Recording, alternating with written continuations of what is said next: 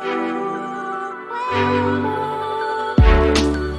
streets feel alive. We're mixed with life.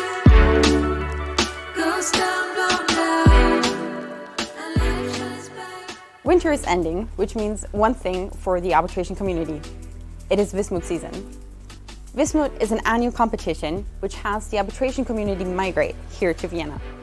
Of course, this year everything is a little different, but it seems as though Corona has not kept the arbitration community from using different means to reach out and connect globally for the Vis Moot competition. We've had many Vis Moot enthusiasts send in short contributions as to how they prepare for the Vis Moot. We've selected a few of these that we would like to share with you now. Hello. Hi. Hello, everyone. Hello. Hi. Hi. Hi everyone! Hello. Hi! Hello, everyone.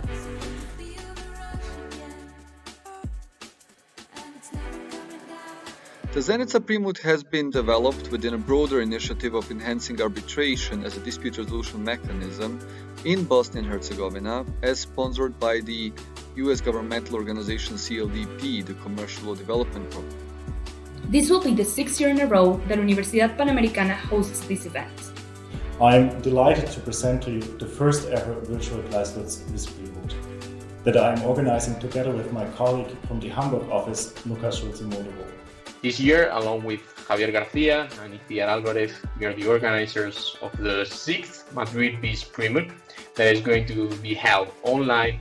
On top of the seminars and pleadings, we will have many educational workshops and fun social events. The Helsinki Pre-Moot has grown quite a bit since its early days, and nowadays I would say that we are a medium-sized Pre-Moot, and at the same time we pride ourselves on being a very well organized Pre-Moot with very high level of competition. Galicia, alongside Universidad Panamericana, have become the official organizers of the Galicia Pre-Moot for the last 3 years.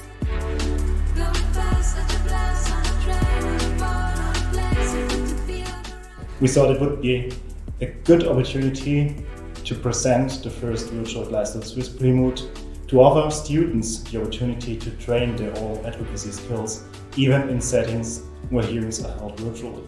Our idea during the summer was to explore the possibility to doing it again in person, but since Vienna decided to move online, we had to adapt, and we're very happy to say that this year's Madrid Pre-Moot is going to be held also online, in line with the competition. In my humble opinion, I think that the opportunity to sharpen our oral skills with people, arbitrators, and students from all over the world, with a set of people that is going to be truly diverse, is going to be an even more enriching experience for all of us. Decided to do it completely virtually.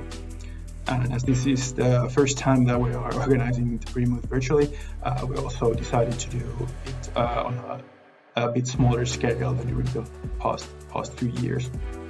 But I also think there's a silver lining to all these unfortunate circumstances, in that this year we were actually able to attract teams from that kind of countries from where it would be traditionally difficult or at least expensive to travel to Pre-Moot to Helsinki. And as a result, this year we have teams from completely new countries attending the Pre-Moot, which is always a very welcome thing. Unfortunately, COVID-19 has become a part of our lives. Therefore, this year's Istanbul Vis Pre-Moot will be fully online. But still, we want to make the most of this challenging situation, and we have received applications for teams and arbitrators from over 25 countries all around the world. This year, of course, most of our teams and arbitrators will be participating virtually. But there's always a silver lining. This year, more teams will be able to participate, and highly regarded arbitrators will attend the hearings. This is essential for the quality of the event, since virtual setting will provide greater access to competitors and increase the participation of high-level practitioners. The 12th Moscow Pre-Moot is going to be totally online. That way, we attracted a number of students and arbitrators from the whole world. We are expecting more than 40 teams this year.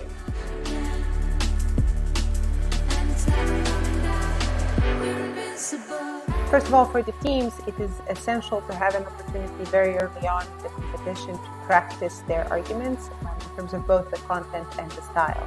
Second, Zenica Pre-Moot brings together an exceptional group of arbitrators, practitioners and academics from Bosnia and Herzegovina and the region.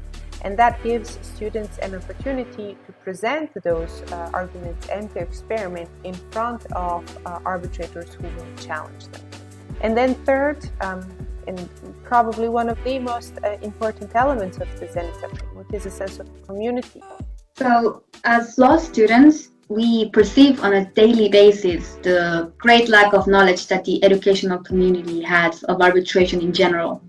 The curricula are, at least in Spain, very focused on traditional judicial practice, and many perceive arbitration as something that is merely residual.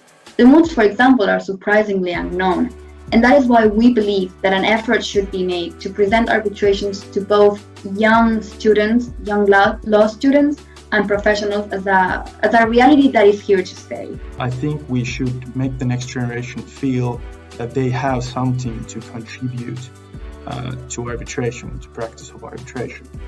And what I mean by that is that, of course, we often like to talk about the large cases and the huge awards, but to me that sometimes feels like arbitration would be some sort of magic that can be only practiced by all-knowing arbitrators behind closed doors, when that's really not the case. And I think it's important that we let the next generation know that they too can learn to practice arbitration and that they too have something to contribute.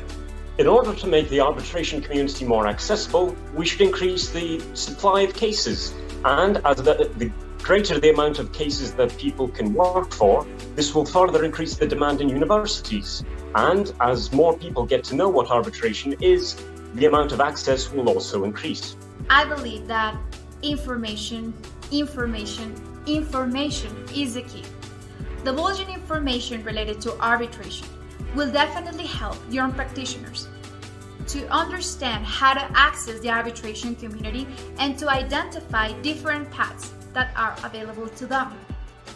I also believe that it is very important to put these young practitioners in the spotlight by interviewing them or by inviting them to conferences as speakers or as moderators.